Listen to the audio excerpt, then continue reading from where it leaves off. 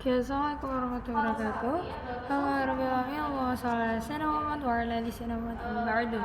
Yang terhormat kepada Ami Dr. Haji Anifuddin Mahdona MG dan Umi Ida Dr. Haji Khalil Tadawati Muhammad MPDI selaku Direktur dan Pengasuh Pesantren PKM Larangan Fida. Yang terhormat juga kepada Miss Yuyun selaku Kepala Madrasah Pesantren Larangan Fida dan Miss Alfi selaku Kepala Madrasah Emal Larangan Fida. Yang terhormat juga semua para pengurus semuanya, dan yang saya hormati juga kepada orang tua saya di rumah, semoga saya selalu diberikan lancar rezeki panjang umurnya dan teman-temanku yang berbahagia semua. Oke, perkenalkan, nama saya Amira Nila. Saya dari kelas 9 MTS Al-Quran Larangan Fida. Di sini saya akan mempresentasikan tentang pelajaran akidah akhlak, yakni tentang bab Uwais Al-Qarni. Uwais Al-Qarni ketika hidup di masa anak-anak itu, Uwais Al-Qarni tidak berpendidikan formal, dan Uwais sendiri adalah anak yang rajin dan tekun.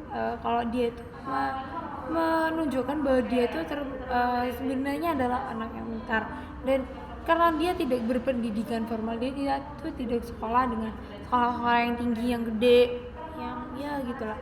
Hidupnya itu bersama ibunya, tapi dia tuh diasuh oleh paman-pamannya, dan dia termasuk anak yang berbakti kepada ibu dan pamannya.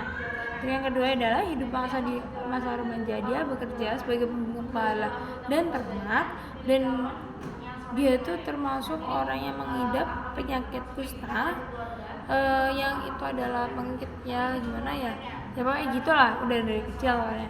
Dan dia tuh tidak terlalu memiliki banyak sebuah baju atau makanan pokok, dan dia tuh harus bekerja sebagai penggembala dan ternak. Terus hidup di masa dewasa, dia sebagai tabiin, dan dia tuh saking terkejutnya dia tuh telah membeli domba itu 100 kg.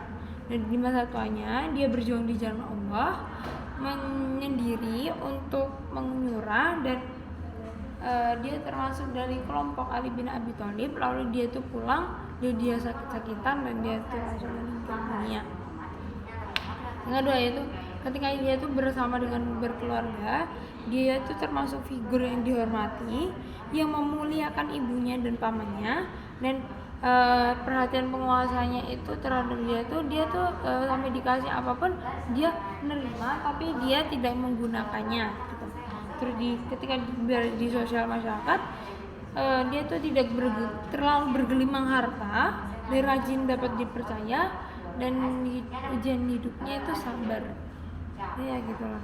Gerakan takwanya itu setiap pagi, setiap siang dia tuh berpuasa, setiap malam dia berzikir untuk mendekatkan diri kepada Allah, dan dia tuh termasuk orang yang penyayang kepada kaum duafa, dan dia tuh sangat menginspirasi dan spirit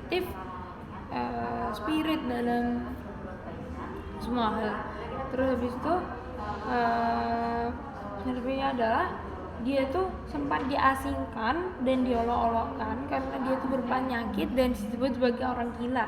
Dan dari kecil Uwais sendiri adalah termasuk orang yatim, dan dia berbakti pada ibunya karena ibunya tuh lumpuh. Dari dia setiap mau bekerja, dia tuh harus merawat ibunya dahulu, dan dia tuh telah berjuang di jalan Allah sebagai tabiin dan mengikuti di jalan Allah bersama dengan ibunya. Oke, sekian dari saya. Mohon maaf bila saya kata-kata kurang jelas, karena saya juga masih belajar. Saya akhiri. Wabillahi taufiq wal hidayah. Wassalamualaikum warahmatullahi wabarakatuh.